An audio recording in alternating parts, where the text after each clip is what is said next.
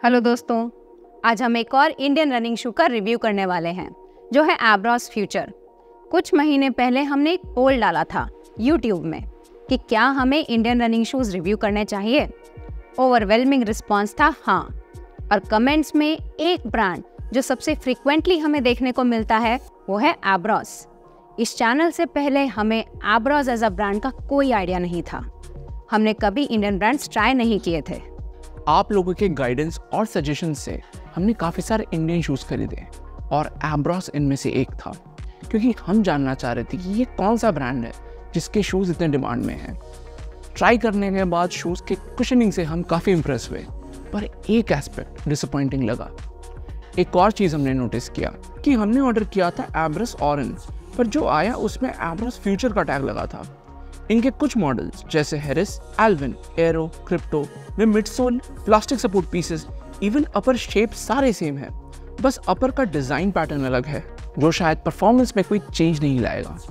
Disclaimer के तौर पर हम आपको ये बताना चाहेंगे कि ये शूज़ हमने अपने पैसों से लिया है और इस पे अराउंड 70 किलोमीटर के रन कर चुके हैं। तो चलिए शुरू करते हैं इसके स्टैट्स एंड फीचर्स के साथ। मैं हूँ सिद्धार्थ, मैं हूँ अनु और आप देख रहे हैं जॉगर्स जर्नल।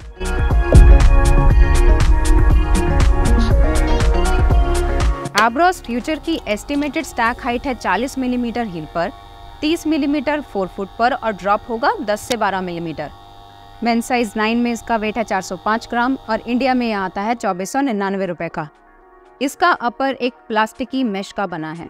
मिडसोल में पाया जाता है हाइपर बीड्स जो एब्रॉस का premium TPU pellet based foam है।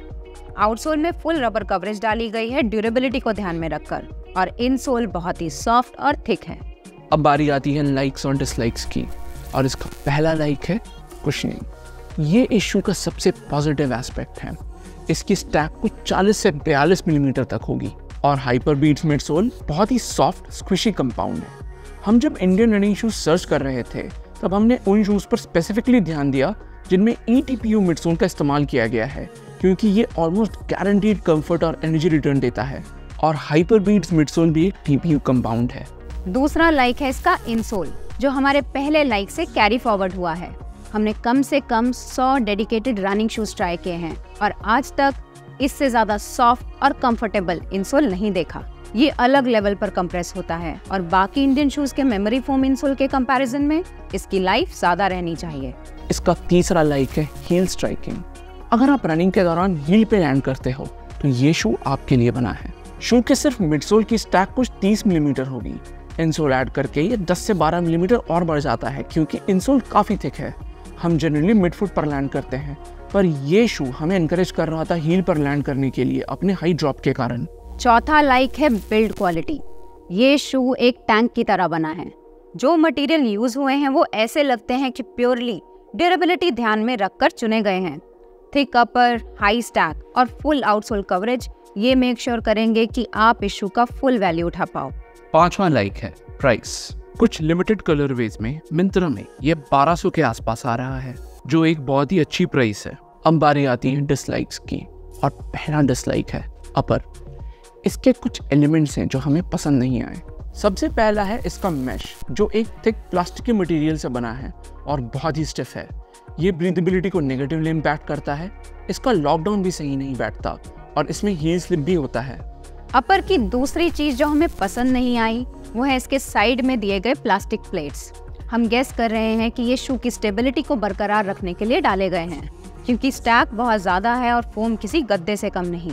पर इनका अलाइनमेंट हमें सही नहीं लगा, क्योंकि शू आपको मीडियल साइड पे पुश करता है।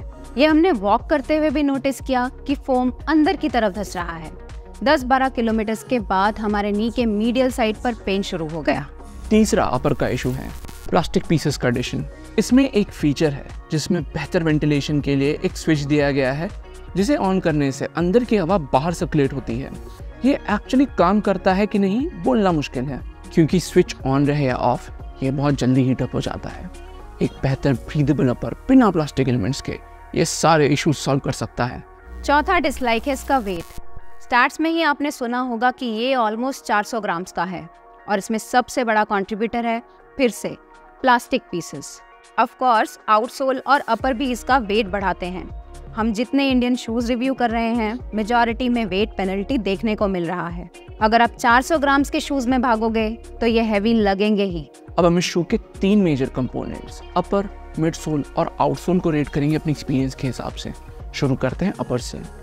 ये इस शू का सबसे बड़ा एरिया ऑफ इम्प्रूवमेंट है। आप किसी भी और इंडियन शू जैसे बाटा का एक्सोराइज या कैंपस हाइप का अपर इसमें डालें तो ये सिग्निफिकेंटली बेटर परफॉर्म करेगा और इसका वेट भी चेक में रहेगा, पर करंट सेटअप में इसे 1 आउट ऑफ 5 से ज़्यादा नहीं दे सकते।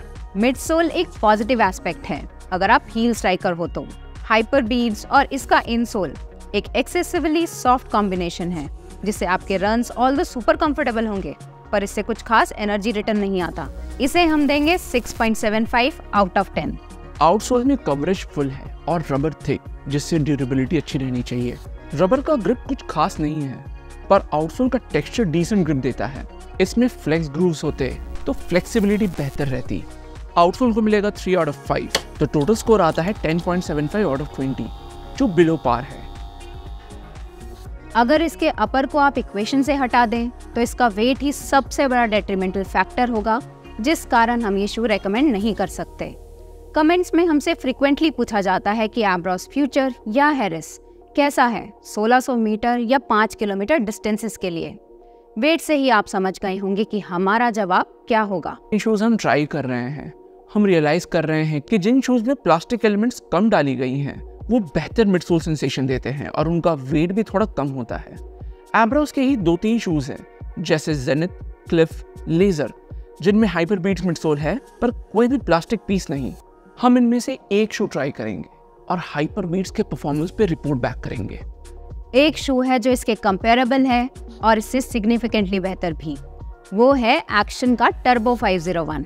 ये भी एक मैक्स स्टैक डेली ट्रेनर है जो ऑल्दो 340 ग्राम्स का आता है, पर इसका midsole experience actually bouncy है। ये उन रेयर इंडियन शूज में से है जिसका स्टैक ज्यादा है, एनर्जी रिटर्न देता है और बॉटम आउट भी नहीं करता। तो ये था हमारा रिव्यू एम्ब्रॉस फ्यूचर का। हमने इस वीडियो में इसे थोड़ा क्रिटिसाइज किया है, पर इसके मिडसोल में एक्चुअली पोटेंशियल है। अगर आपको इसके अपर से कोई प्रॉब्लम ना हो तो ये एक रीजनेबल डेली ट्रेनर बन सकता है। इस वीडियो में इतना ही, अगले में मिलते हैं। Thank you and good bye.